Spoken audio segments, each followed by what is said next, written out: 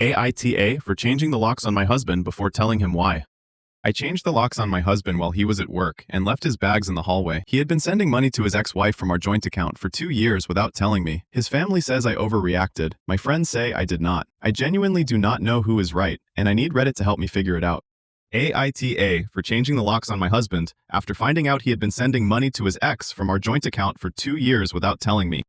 Okay, so I need to give some background before I get into what happened, because without the context, I think this sounds more clear-cut than it actually feels from where I am sitting.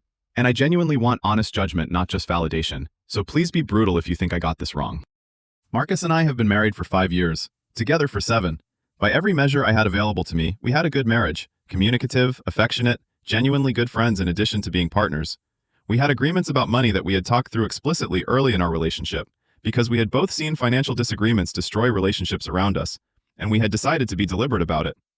We have a joint account for household expenses, mortgage, utilities, groceries, the shared infrastructure of our life.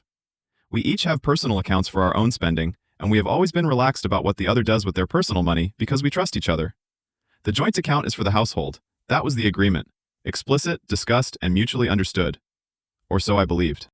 I was checking the joint account on a Tuesday morning to confirm a direct debit had cleared. Routine. Something I do every few weeks without thinking about it. The direct debit had cleared. I was about to close the app when I noticed a recurring transfer I did not recognize.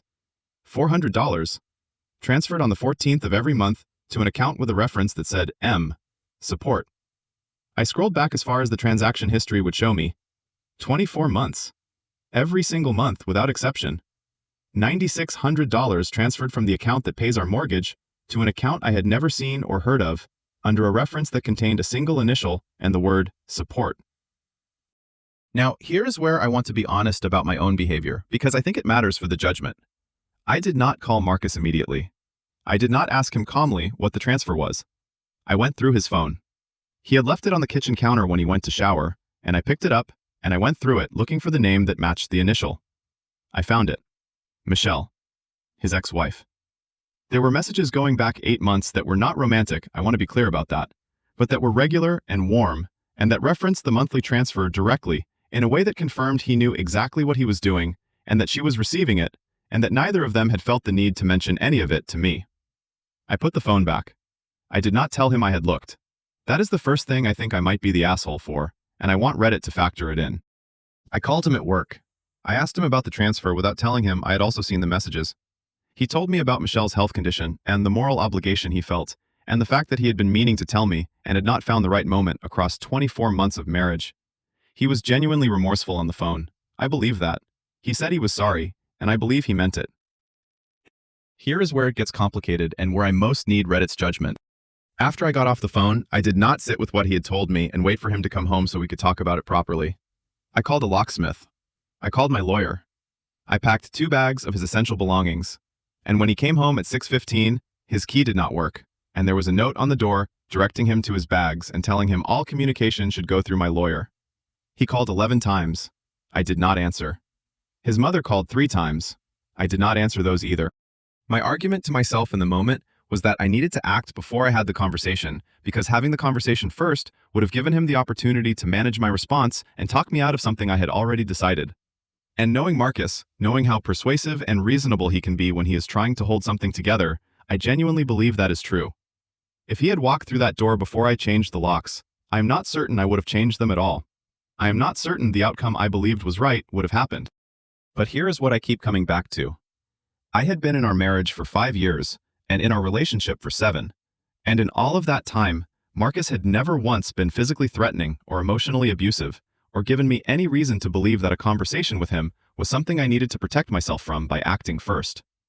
The lock change was not a safety measure. It was a strategy. And I am sitting with the question of whether using it that way was fair to a man who had done something wrong, but who had never, in 7 years, been anything other than safe to talk to. His mother has been telling people I threw him out over nothing. His closest friend sent me a message saying I had overreacted to something that came from a good place. 2 people I considered mutual friends have quietly aligned with him in the way that happens during separations. I have been called cold, calculating, and disproportionate by people who know half the story, and I have been called strong, decisive, and self-protective by people who know the other half. I genuinely do not know which group is right. So here is what I am asking Reddit to judge specifically. not whether the marriage should end. I have made that decision and I am at peace with it. What I am asking is whether the way I ended it, specifically the decision to change the locks and pack his bags before having a single in-person conversation, makes me the asshole. Because I can construct a convincing argument that it does, and I can construct a convincing argument that it does not. And I have been going back and forth between those two arguments for 3 days, and I need someone outside of my life to tell me which one holds. For additional context that I think is relevant, the joint account is technically in both our names, and I am aware that what I did exists in a legal gray area regarding the marital home. My lawyer has advised me on this, and I am handling it appropriately. I am not asking for legal judgment. I am asking for moral judgment, and I want it honest, even if honest is uncomfortable. Also, for the record, I did go through his phone without permission before I called him. I found out more than I would have found out from the bank statement alone. I'm including that because I think it factors into whether I am the asshole, and I would rather disclose it than have someone point it out in the comments as something I was hiding. AITA for changing the locks before having the conversation. Or, did I handle this the right way? Edit. For the people asking about Michelle, I am not angry at Michelle. She received money that was offered to her. That is not her fault. My issue is entirely with Marcus, and the 24 months of choosing not to tell me. I want that to be clear before the comments go in a direction that is about her, rather than about the actual question I am asking. I have been reading back through what I just wrote, and I realize I have not given you enough of the actual texture of the marriage to understand why the 24 months of silence hit as hard as it did. So let me try to explain that properly, because I think it is the part that makes everything else make sense. Marcus and I were deliberate about honesty, in a way that was specific to us, rather than just a general value we said we held. Early in our relationship, about 6 months in, we had a conversation that I think about often now. We had both come out of previous relationships where things had been left unsaid until they became too large to address, and we had both identified that pattern as the thing we most wanted to avoid.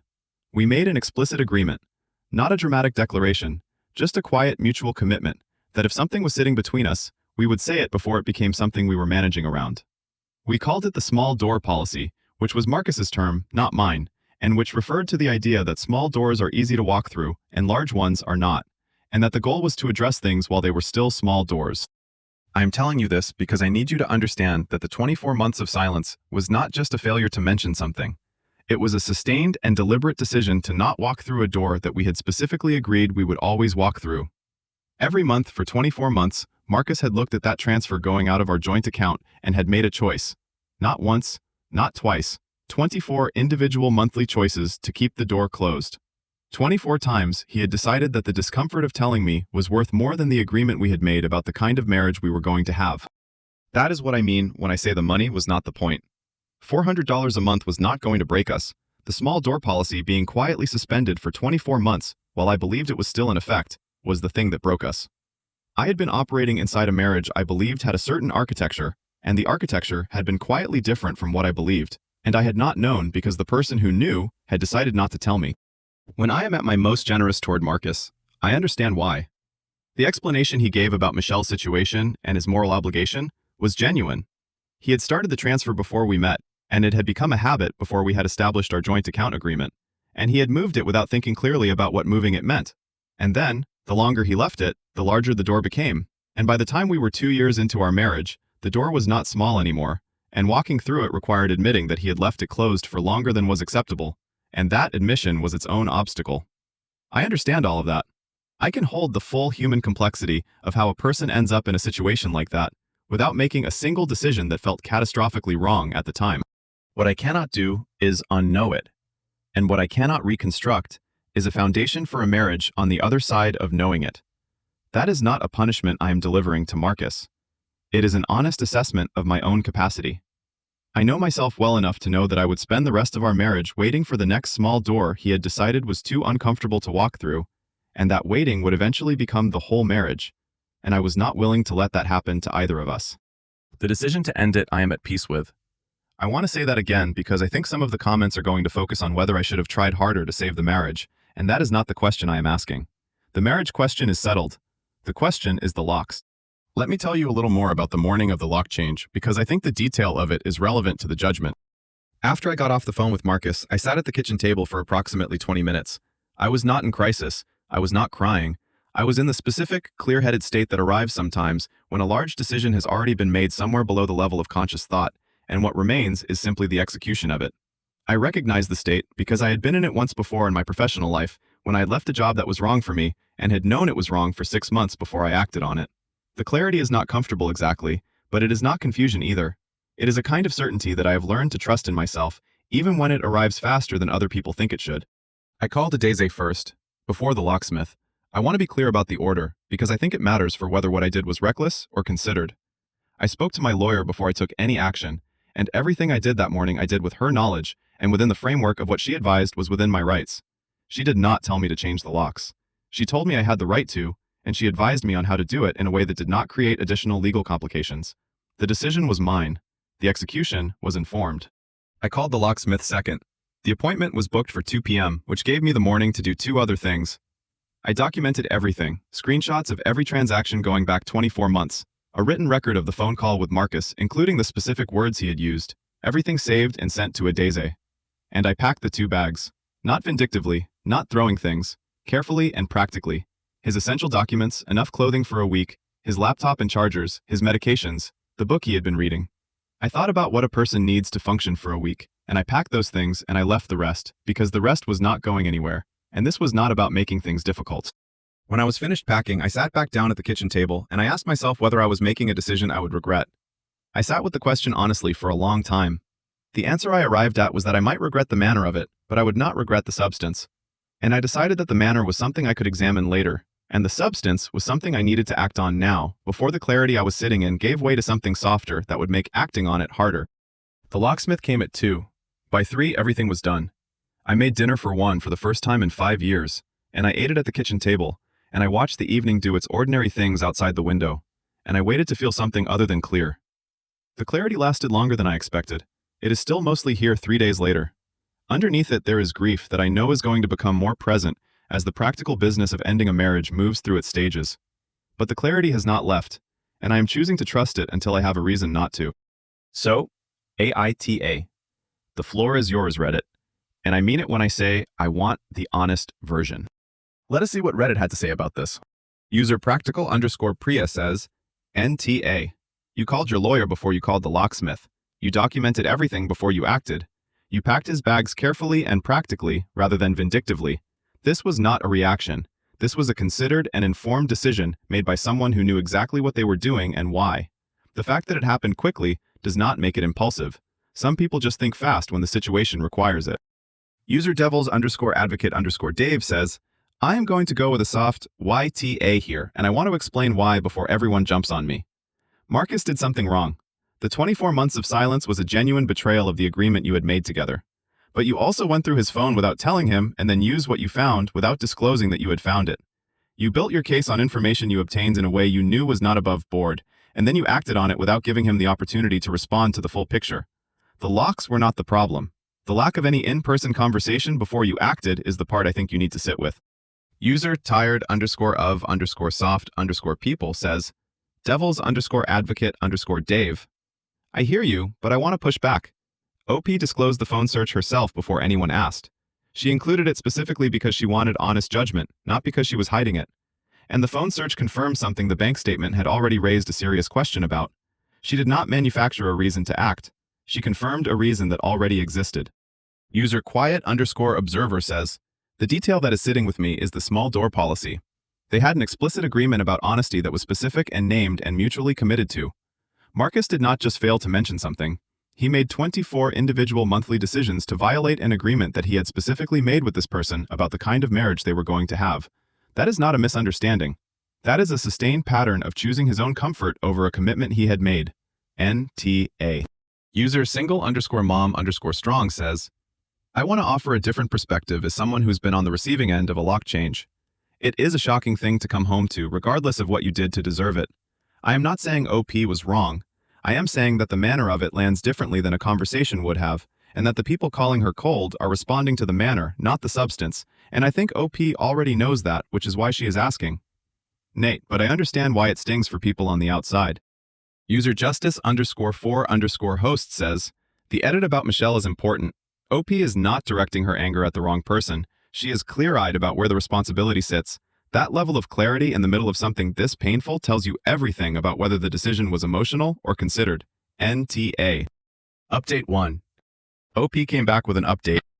Okay, so I was not expecting the volume of responses, and I have spent the better part of 2 days reading through them, and I want to address some things before I tell you what has happened since I posted, because I think the comment section deserves a response before the update does. To devils_advocate_Dave, and everyone who raised the phone search, you are right that it is a complicating factor, and I included it specifically because I knew it was, and I did not want to present a version of events that left it out.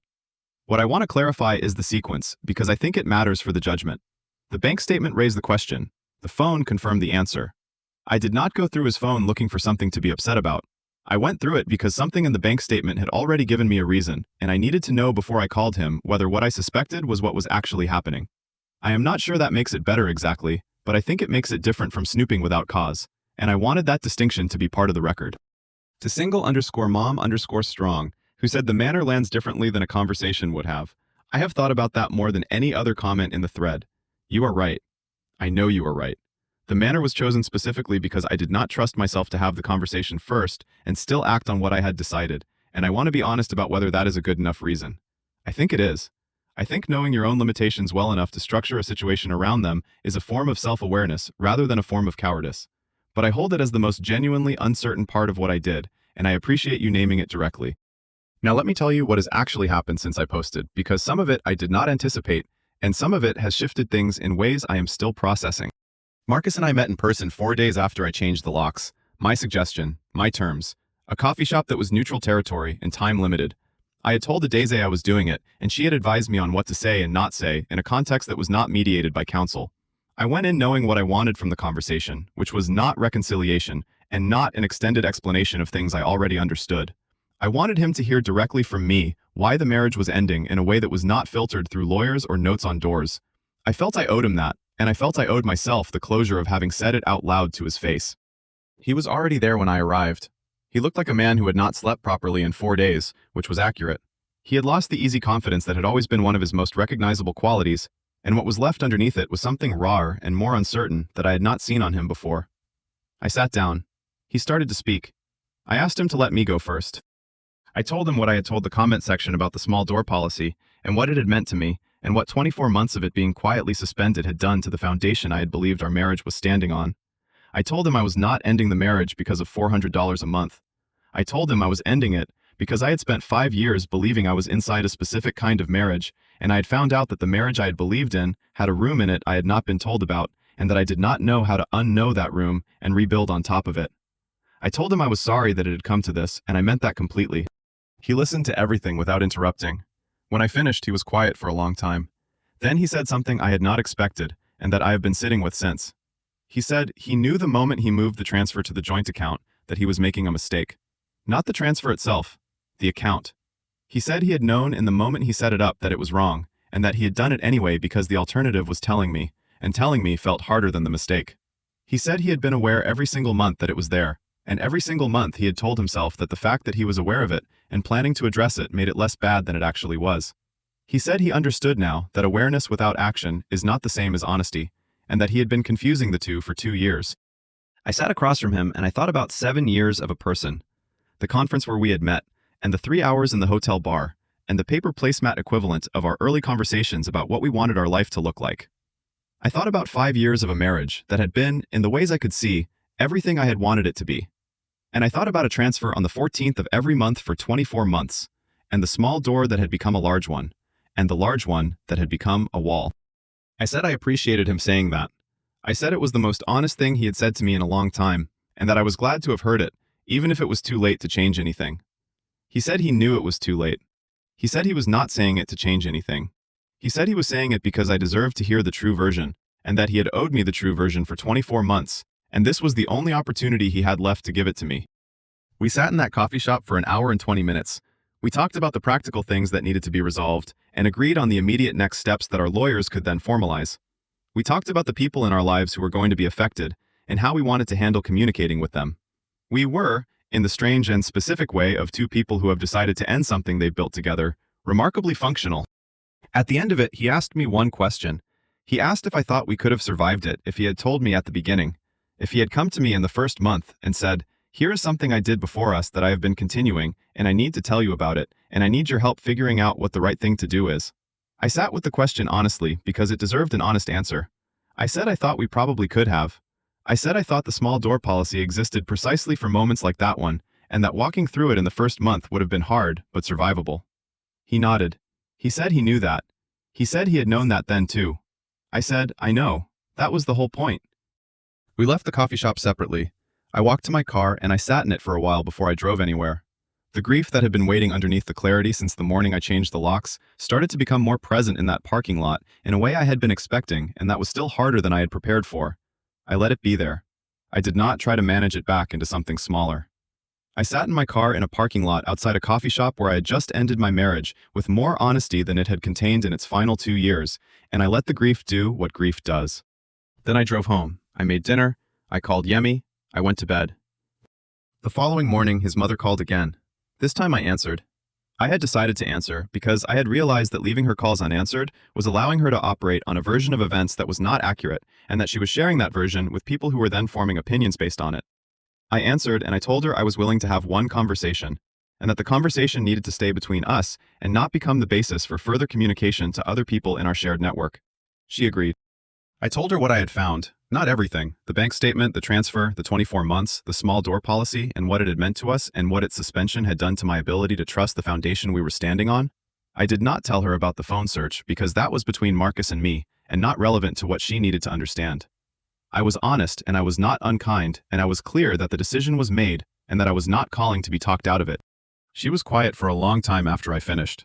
Then she said she had not known the details. I said I know. She said Marcus had told her we had grown apart. I said that was a version of it. She said she was sorry that it had happened. I said I was sorry too. We got off the phone without warmth but without hostility, and I considered that the best available outcome for that conversation. She has not called since. The comments from people in our shared network have quieted in a way that suggests the more accurate version of events has started to travel. I did not ask Claudette to correct the record on my behalf. I simply gave her the information and left it to her judgment. I think that was the right call. I am fairly confident it was the right call. The divorce process is moving. It is not fast, and it has friction in the way that dividing a life always does. But it is moving in the right direction, and Adeze is handling the parts that would otherwise require me to be in direct contact with a situation I have already said everything I need to say to. I am doing okay. I want to say that clearly because I think some people in the comment section were worried, and I appreciate the worry, even from strangers. I am grieving something real. The marriage I thought I had was real, even if it had a room I did not know about, and the loss of it is real, and I am not pretending otherwise. But I am also clear in a way that I trust, and functional in a way that I am grateful for, and surrounded by people who love me in a way that I have not taken for granted since the morning all of this began. AITA update. The coffee shop conversation happened. The mother conversation happened. The process is moving. I think I handled it the right way. I am more certain of that than I was when I posted. But I am leaving the original question up because I think the comment section got it right, and I want other people to be able to find it. Reddit had a lot to say about that update. User practical_Priya says, the coffee shop conversation is the thing that settles this for me completely. OP gave Marcus the honest version of why the marriage was ending to his face before the lawyers made it official. She did not have to do that. She chose to do it because she believed he deserved it. That is not the behavior of someone who handled this wrong. That is the behavior of someone who handled something devastating with more integrity than most people could manage. User devils_advocate_Dave says, I am updating my judgment. The phone search I flagged in the first comment section still sits with me slightly, but the coffee shop conversation changes the overall picture. OP gave Marcus the full and honest explanation she had denied him by changing the locks first. She balanced the account. I am moving from soft YTA to NTA, and I want to acknowledge that openly because I think it matters to get it right when new information changes the picture. User quiet_observer says, Marcus saying he knew the moment he moved the transfer to the joint account that he was making a mistake, and doing it anyway because telling her felt harder than the mistake. That sentence is the entire story. That is what 24 months of small door violations actually looks like from the inside of the person doing it. He was not confused. He was not overwhelmed. He made a calculation every single month, and the calculation consistently produced the same answer. NTA. And the coffee shop conversation proves it. User single_mom_strong says, the Claudette conversation. OP answered the call she had been avoiding, set clear terms for the conversation, gave her the accurate version of events without being unkind, and left it to Claudette's judgment to do what she wanted with it. That is exactly how you handle a difficult in-law situation in the middle of a separation without making it worse. I said in my first comment that the manner landed differently than a conversation would have. The update shows OP went back and had the conversation anyway. NTA fully. User justice_4_hosts says, sitting in the parking lot and letting the grief be there instead of managing it back into something smaller. That detail. That is what doing this right actually looks like. Not the locks, not the lawyer. That moment in the parking lot is the one that tells you who OP is. Update 2. OP came back with a second update, and this one closes everything out. I debated whether to post this final update for longer than I debated either of the previous ones. Not because there is nothing to say, but because what I have to say now sits in a different register from the practical and procedural details of the first two posts, and I was not entirely sure I was ready to say it publicly. I have decided that the people who followed this from the beginning deserve a proper ending, and that I deserve to write one, so here it is. It has been 4 months since I changed the locks. 4 months since the bank statement and the phone and the locksmith and the note on the door and 11 unanswered calls. 4 months of a divorce process that has been exactly as slow and exactly as frictional as Adeze warned me it would be, and that is nevertheless moving in the direction it needs to move. 4 months of rebuilding the daily architecture of a life that had been organized around a partnership for 7 years and that now needs to be organized around something else. I am still figuring out what that something else looks like in its fullest form. I have made a start. The divorce will be finalized within the next 6 to 8 weeks if the current timeline holds. The house is being sold. We agreed on that relatively early in the process and without significant dispute, which I think says something about where both of us landed after the coffee shop conversation. Neither of us wanted to fight over it. Neither of us wanted to buy the other out. We both understood that the house was a shared thing that had been built on a foundation that no longer existed, and that selling it and dividing the proceeds was the cleanest and most honest way to close that chapter. The sale is in progress. I have found an apartment I like in a neighborhood I have always wanted to live in, and I am moving in 6 weeks regardless of where the sale is in its timeline, because I have decided that waiting for every practical thing to resolve before I start the next chapter is not how I want to approach what comes next. Yemi helped me view apartments 3 weekends ago. We spent a Saturday going through 6 places and she had an opinion about every single one of them that she delivered without being asked, which is exactly what I needed and exactly what she is for.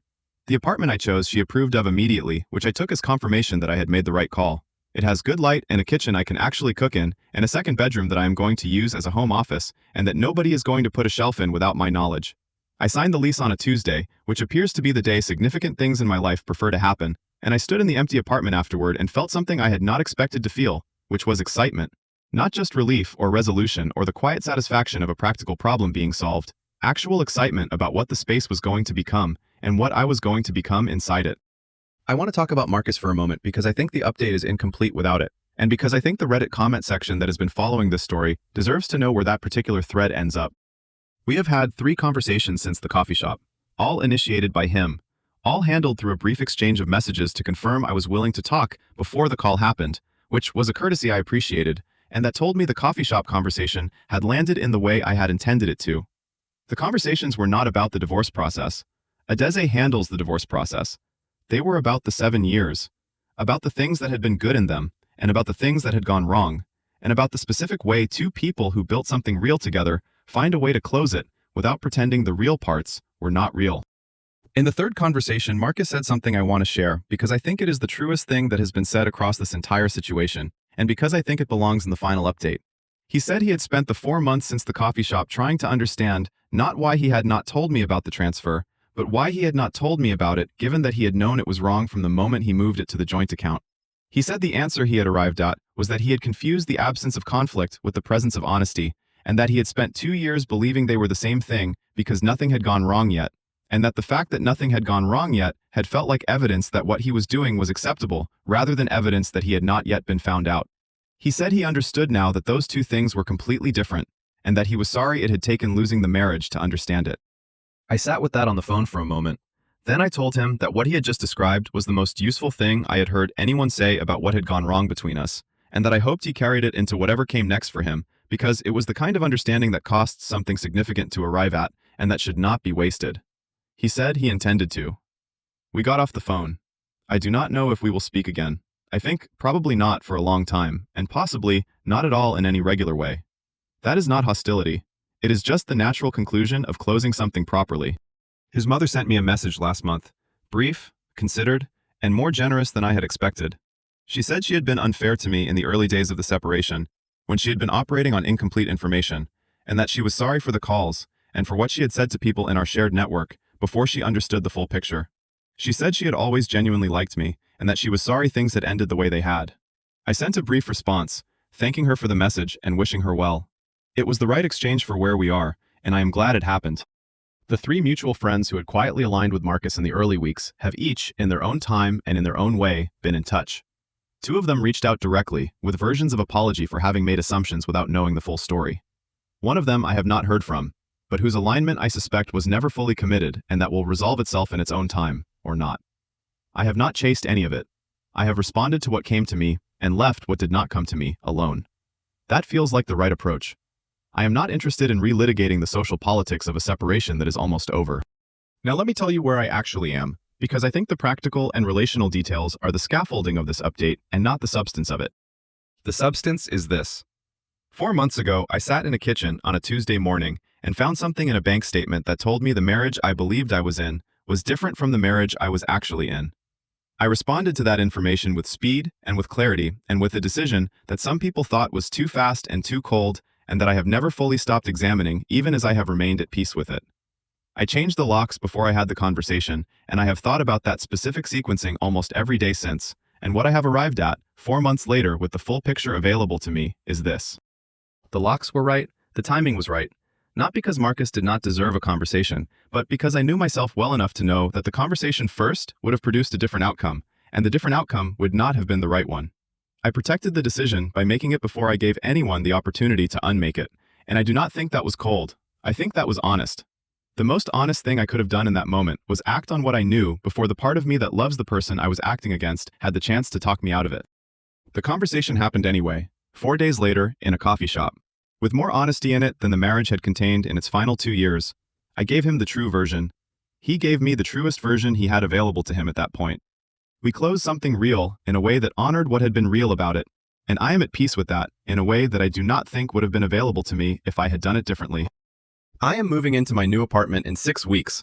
I have good light and a kitchen I can cook in, and a second bedroom with no unauthorized shelves.